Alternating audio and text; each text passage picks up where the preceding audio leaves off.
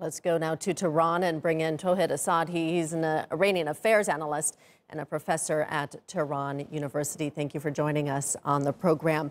Do you believe that this was Iran's attempt at retaliation after one of its tankers was seized near Gibraltar last week?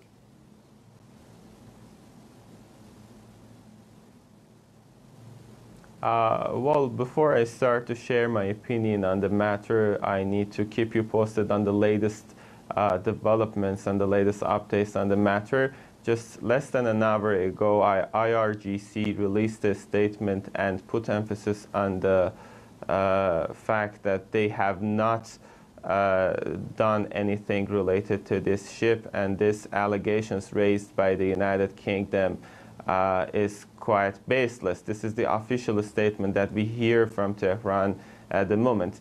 But back to my own opinion, I think history has it on the record that Iran has a quite clear background of violation, particularly when it comes to international waters.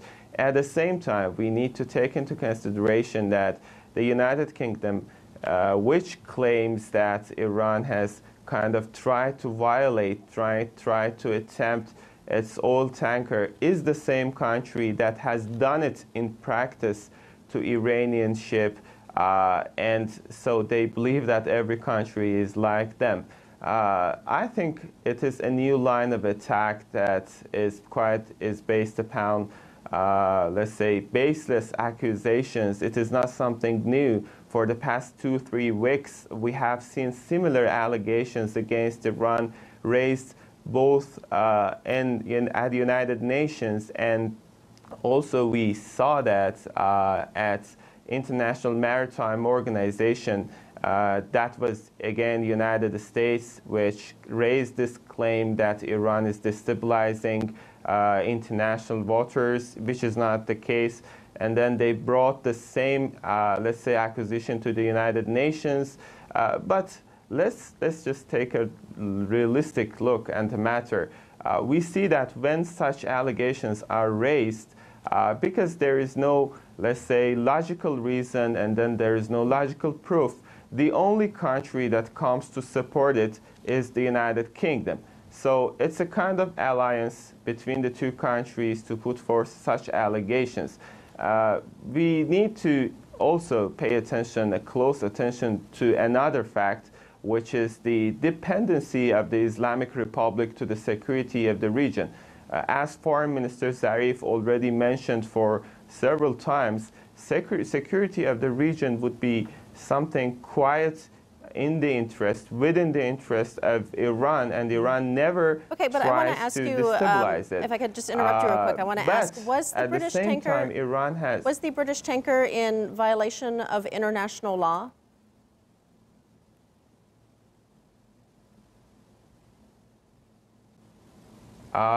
Well, I'm not sure, but in the context of what President Rouhani recently mentioned, Iran has got a quite defensive policy when it comes to the Persian Gulf.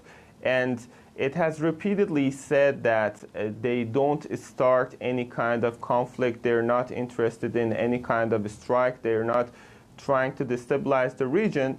But the thing is that this statement continues as long as Iran's interest and as long as its security and, let's say, its stability in the region is not jeopardized. So the expectation is that when you bring a lot of, let's say, military forces to the region, when you try to increase the tensions, and when you just at the same time pretend that you're trying to, let's say, de-escalate, then the behavior of the other side would be quite easy to predict.